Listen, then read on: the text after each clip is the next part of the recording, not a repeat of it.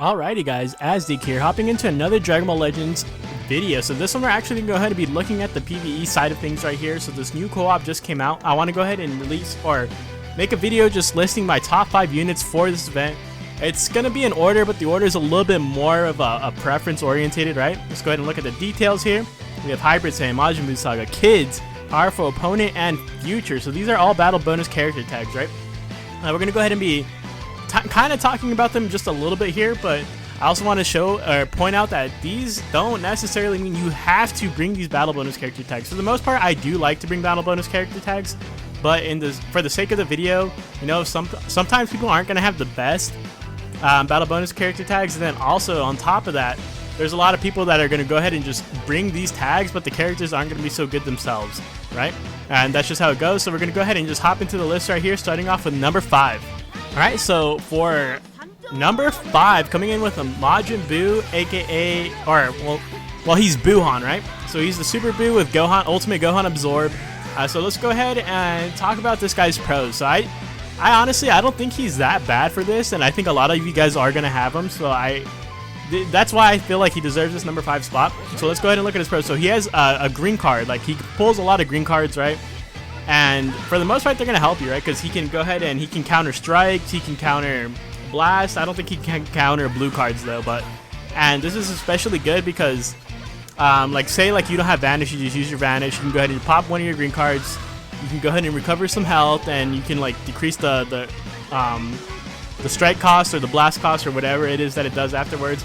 And you know, because a lot of times you go into these matches and you're getting smacked around, and your buddies just won't cover change, and that's just how it is. And then another pro is that Regen has just a ton of like buffers, right? So he has access to the regeneration bench right there. So you have like people like EX Nail, the Strength Kid Buu, it's just even Omega. They all have like a lot of like good attack buffers for that tag, right? So he has that going for him. It's easy to make a team around him that buffs him. And then on top of that, so we were talking about the battle bonus tags, and so he actually has 2 of those. He has the Powerful Opponent and the Majin Buu Saga buffs, right? So he is getting a slight damage reduce from both of those. He, I couldn't really think of much other ones. That's why I kind of have him at number 5 right here. I think he definitely does get the job done, right? Let's go ahead and look at some cons for him, though. So cons. So he does not have the best damage output overall. I don't think he does. I mean, he's all right, right? When it comes to damage, right? I just don't think it's like to the point where it's like, damn, like I need to use this unit for every run. And let's go on top of that, though. The green card is a double-edged sword, as I said right here. I think he just pulls too many of them. Like he gets too many, so it's cool. It's like, okay, cool. Like I don't have advantage, let me just pop a green card.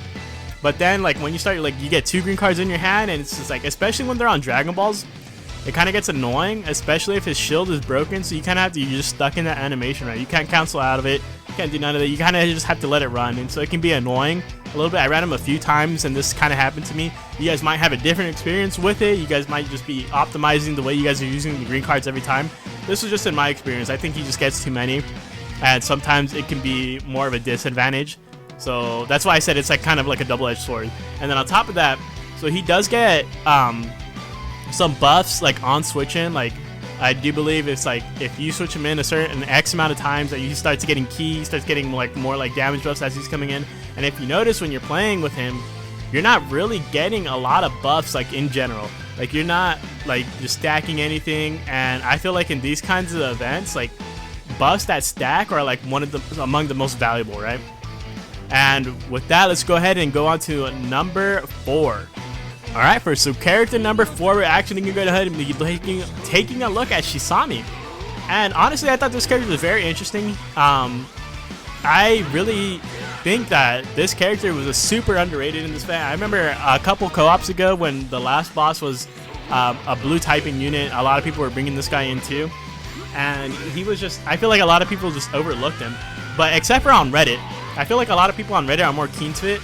And just a lot of people on Reddit were always praising this guy, and I feel like as soon as I knew that, or as soon as I saw that the character typing, the type advantage was going to be green, like I already knew that Shisami was going to be pretty decent for it. So let's go ahead and take a look at this guy's pros. So what he does is he stacks strike and special move damage upon landing a strike card.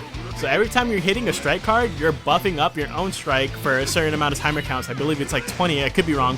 And then you're also buffing up your the next special move damage that you do, right?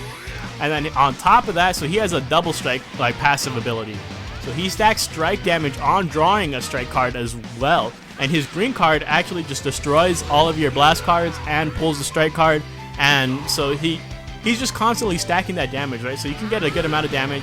And then so once you finally do pull off that special move, it's going to do a ton. Like it easily does like 2 health bars, right? And that's massive. I think that's like a massive amount of damage, especially for a unit like this who doesn't really have any of the battle bonus tags, right? It doesn't have no battle bonus against hybrids or anything like that either. Let's go ahead and take a look at this guy's cons. So for his cons, he actually if you guys see his blast damage, like his blast damage is absolutely worthless. Like it's funny like how like low it is. Like you won't do anything with your blast. If you have like a full hand to blast, like you might as well just die. And then on top of that, he's pretty I don't know why I said squishy. He's pretty squishy, so you can't be taking a lot of hits with this guy. And so you kind of just have to play around that a little bit. You got to make sure you're not taking a lot of hits, and it's kind of hard. Like if you're just getting unlucky, right, and your buddy isn't cover changing for you, and so it happens, right? It can be a little bit annoying. And another issue that I had with this guy was that people were constantly disbanding against me. I don't know if it's just because he's an EX or just because I only had him at 3 stars, but people were disbanding against me a lot, and it was just very annoying. Like I would match up with like a Kid Trunks or match up with an LF Vegeta. I don't know what their thought process is. They would see Shisami and then they'd just disband against me, and it can be a little bit frustrating, right? But he's good. Like don't disband against this guy. Like don't let this be like a con for him. Another thing is too is that, like I said, I only have this guy at 3 stars, so I'm not sure if you guys are gonna have this guy. I didn't really run into anyone running this guy either, so I'm not sure if he's so easily obtained or not. And then for his last con, he doesn't have any battle bonus tags, and I kind of already mentioned that a little bit. And I was gonna mention that he has a lack of like a lot of good bench units, but it's like so and so, because I feel like Frieza Force doesn't have the best bench, but you can just throw on like green units that buff him, right? You can throw on green units, and then the EX Ginyu Force is free, so you can always throw that on his bench as well. That's gonna go ahead and wrap it up for this guy. Let's go on and move on to number 3. All right, for fighting number 3, we're actually gonna go ahead and show some love to GT Kid Goku, Super Saiyan, right? I really like this guy a lot. On release, he was like extremely popular, and he was used for a very long time. And I think he still has a pretty decent Z ability where he can fit on some benches, right? Some of them, in terms of like PvP and stuff. So let's go ahead and talk about this guy's pros. So what he has is he actually has access to the Saiyan bench, and I think that's like among the best benches. And I feel like a lot of free-to-play players, they primarily go for like Saiyan-based units. So I feel like a lot of people are going to have a pretty decent Saiyan bench, right? And then on top of that, this guy actually counts as a kid, since he is Kid Goku, and that is a damage buff unit. It's like one of the tag boosts, right? So he has that going for him as well. Then another thing is, I was talking about, I think stacking damage is like one of the most valuable abilities in co-op, right? Because you can constantly stack damage. These guys have a ton of health. So it's just like really good in general. You're going to do a ton of damage with RRs, as long as you're stacking all that damage, right? So he stacks blast damage on drawing blast cards. He has a card draw speed off a main ability. So, you're going, and then also too, something that I didn't mention right here is that his green card actually turns all your strikes into blast cards. And then, like, say you have a full hand of strikes, and then you pop a green card, they all turn into blasts, and those all count as you drawing blast cards. And then so once you get that card draw speed off your main ability, you're going to keep getting a bunch of blast cards. You're going to keep stacking that blast damage. And then if you get 50% link with the co-op, like on the little meter off to the right here, I'll zoom in on it. And once it hits like 50%, like you're guaranteed another like card draw speed. So you're like getting a ton of card draw speed. And so you're just easily able to stack a bunch of damage. And that's why I also say right here, he can easily get 2 RRs, like very like quickly. Like I played one game where I was able to get like 2 RRs like within, like I popped the first one, and then within like another 15-20 timer counts, I got the next one. This guy was even able to go ahead and beat the challenge. You know how there's a challenge where you have to be in within a certain amount of timer counts in order to complete it? This guy's able to do that. So if you guys are having issues with that, you guys might want to go ahead and try this guy out. and I feel like he's very realistic to obtain. He is on a I cannot speak. He is on a Masters Pack banner, right? And he's just very old. I feel like a lot of you guys are gonna have him, especially the guys that have been playing for a long time, or you know, it's something in that nature. Let's go ahead and take a look at his cons though. So for his cons, his card draw speed is limited, right? It's very limited. So on his main ability, it only lasts for a certain amount of timer counts. That brings me into my next point here, is that he can fizzle out very quickly. So you need to like do whatever you can to finish the match. Like you need to just go ahead and pull out all the stops. You need to Rising Rush. You need to, you need to get the match over with quickly. Otherwise, he's not going to do good in the long run, right? If the match is dragging on, like if you, like say you have a bad co-op partner, like he's not really bringing an optimal unit, not bringing a good unit, you're not going to be able to carry him. You're not, because like you're going to be the best like within the beginning of the match, and if he, like your co-op partner dies and it's just all up to you, or he's just not putting enough damage and you can't just carry that, you can't carry both of you guys' weight, right? That's just how it is. With Shisami, I was able to carry some matches actually. So I had a little bit of kind of like useless co-op partners, but Shisami was able to just pull through for me, which is why, I'm going to go ahead and show some more love to Shisami there. And then another thing, well, he has a cone head, I guess. He kind of just does a little funky. I don't really like his, I feel like they could have done better on his little character or whatever. It's like I don't know. Let's go ahead and move on to the next one. Alright, for our next fighter, for coming in at the number 2 slot, is actually going to go ahead and be Kefla. And I think a lot of people already saw this coming. Kefla just does everything, right? She's just so damn good. And she's just, I don't know, she's just OP. Like whether it be PvP, whether it be co-op, and like PvE events, she's just good all around. So let's go ahead and look at her pros right here. So she does have card draw speed, and that's pretty OP in this game mode as well. And so you want that, right? That's something that you do want to get. Or something that you do want to look for when you're choosing units for this. And then she also stacks strike damage, right? So every time you're using a strike card, you're going to go ahead and be buffing up that strike damage for a certain amount of timer counts, which is good. Like I said, that stacking damage is just always good. It's always going to be good when it comes to these kinds of events. You just get an insane amount of buffs. Like if you look at their passives, you look at their abilities, and it's just paragraphs. And so that's pretty much all you need to like know right there. She heals. She does so much stuff. It's just crazy, right? She has access to the Saiyan, the female warriors, and the fusion bench lineup. So that's also really good, right? So you have a lot of options to choose for when you're picking the bench. When I go for a bench, when I'm setting up my bench for these kind of events, like I always kind of just mainly prioritize attack, right? Because I don't really care about defenses.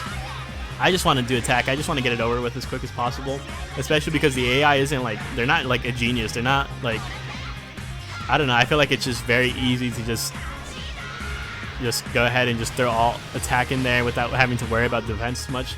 You also have an ultimate by using Kefla, right? And then even popping the ultimate, you're going to be buffing up your damage inflicted as well. Like I said, she kind of just does a little bit of everything. Let's go ahead and look at the cons. Alright, so cons is that I don't know, like there really wasn't a lot, so I just added another pro here, is that she has blast armor, which is crazy too, because you can kind of just, with her, it just felt like it's brainless. Like you could just be doing something else. Like you can be watching YouTube, watching a show, doing whatever you need to do, and you kind of just, as long as you're pressing the cards, you're good, right? Because say you go for a strike, oh, he blasted. It doesn't matter. You didn't go, you can just fly right through it. It's okay. And then you have the card draw speed, so as long you're swiping, doing other animations, you're okay. I guess the only real con that she has is that she doesn't have no battle bonus tags. I think if she did, she would actually just be like the best, maybe, right? Maybe, because now we're gonna go ahead and look at our number 1 spot. All right, before we look at our number 1 spot, I actually did want to have a couple of honorable mentions here, and not that they're not good enough to make the list. It's just that like personal preference coming in again, I kind of just didn't want them on the list. So we have, the first one, we actually have Goten, right? The Super Saiyan Goten, the green one, the very, very old one. He is a kids member, right? He's a kids member. He's a Majin Buu Saga. He's a hybrid Saiyan, so he has 3 battle bonus tags. So he's definitely not out of the question in terms of being viable. You can definitely bring him in. He just wasn't getting the job done for me. I just feel like he wasn't putting out enough damage, even with all the battle bonus tags, right? And then we have Ultimate Gohan right here, who's another extremely outdated unit. I have him at nearly 14 stars, and I just feel like he wasn't that great either.